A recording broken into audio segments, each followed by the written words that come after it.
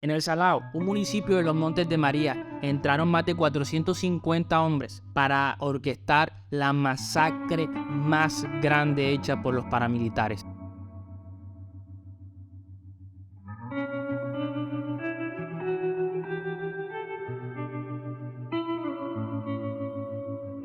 La acción criminal del Salao consistió en violaciones, torturas y degollamientos de campesinos indefensos, entre ellos una niña de 6 años y una mujer de 65. Al principio se dijo que eran entre 30 y 60 personas asesinadas, pero en junio del 2008 la fiscalía determinó que la cifra ascendía a más de 100, asegurando que podía ser esta la matanza más grande hecha por los paramilitares en toda su historia. Hoy, en Historias de Colombia, te cuento la masacre del Salao.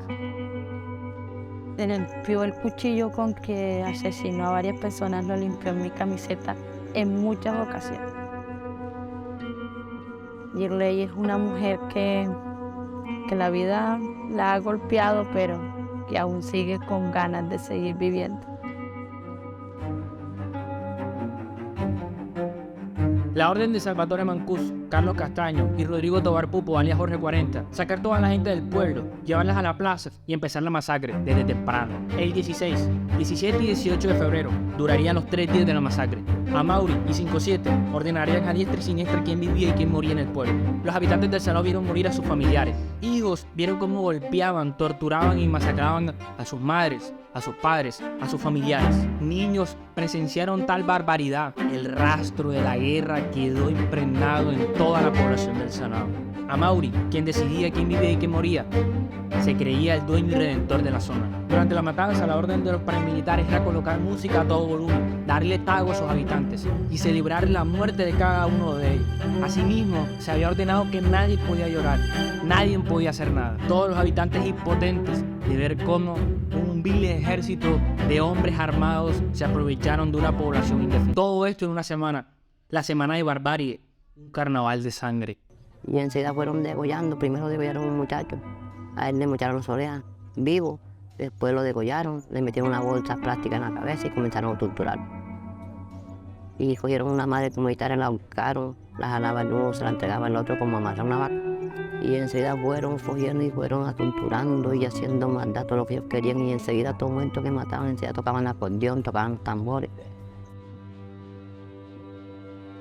Pero ¿por qué los paramilitares se ensarzaron con el pueblo del Salao? ¿Cuál fue la razón de peso para que se gestara tal barbaridad? La principal razón es que en el Salao ya existía presencia de la insurgencia de la FARC.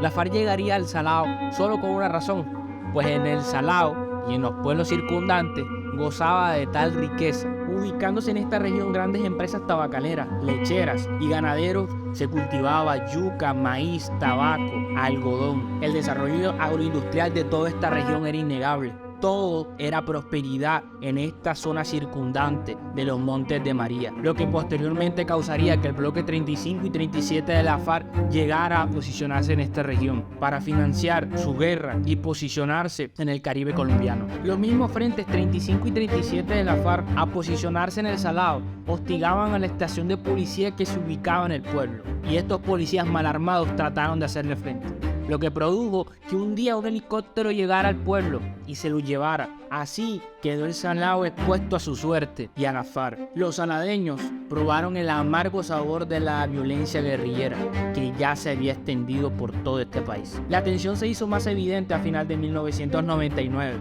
cuando los pobladores del Salao vieron cómo la FARC arrebataban 400 reses con la marca inconfundible de Enilce López, una poderosa empresaria del Yance que para ese entonces ya era temida por todos en Magangué, ciudad que se encuentra a la orilla del río Magdalena, que quedaba justamente a las espaldas del Salao. La gata, como la conocían todos, se movía como pez en el agua entre políticos de Bolívar y Sucre.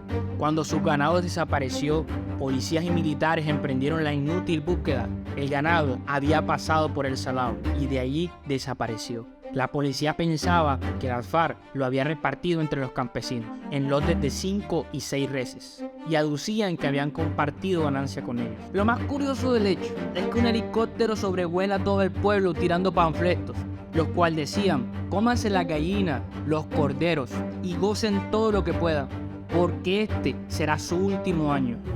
Dicho y hecho. En febrero del 2000, se ejecutaría la barbarie más grande orquestada por los paramilitares.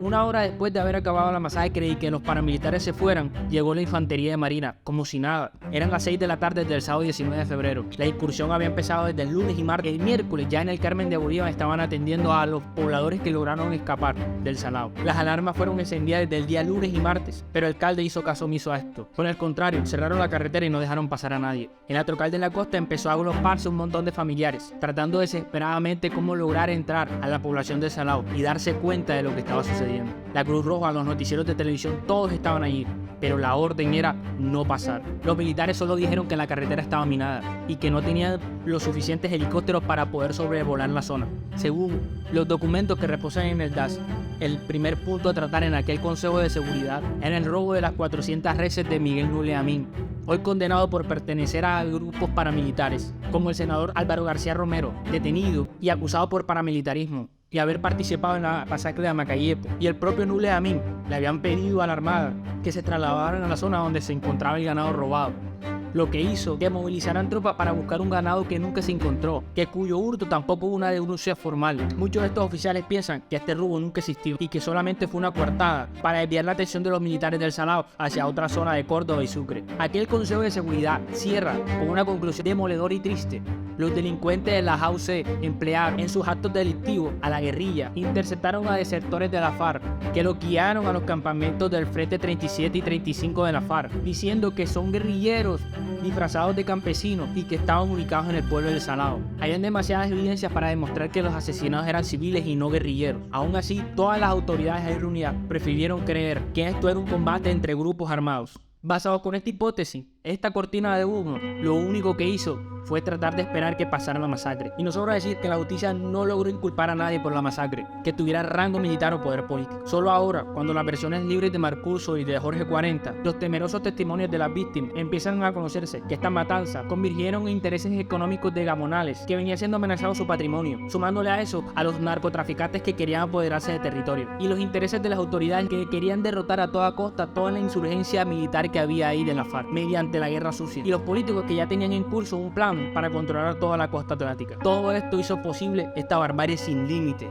Jairo Castillo, más conocido como Pitirri, es el principal testigo de la parapolítica. Mancuso da la orden, pero la impulsadora más fuerte en ese momento era la Gata, porque yo mismo fui para la plata de los transportes, los viáticos de los camiones y todo, la mandó la Gata, la del Salao, 30 millones de pesos, una cadena con Cristo de oro, al cual siempre lo ha dicho. Yo mismo lo recogí con Felipe Pituco y los 30 millones de pesos para la masacre del Salao. Y sé que me estoy echando se me está poniendo la Gata brava y me va a rasguñar. Aún no se ha esclarecido el exgobernador Eric Morris, el senador Álvaro García y el ganadero Miguel Nule Amin están vinculados a este hecho, o que si estos por incapacidades o por permisidad permitieron que sucediera la masacre en el Salao. Pena y dolor es lo que queda luego de escuchar esta terrible historia. Hoy, en Historias Colombianas, te conté la masacre del Salao.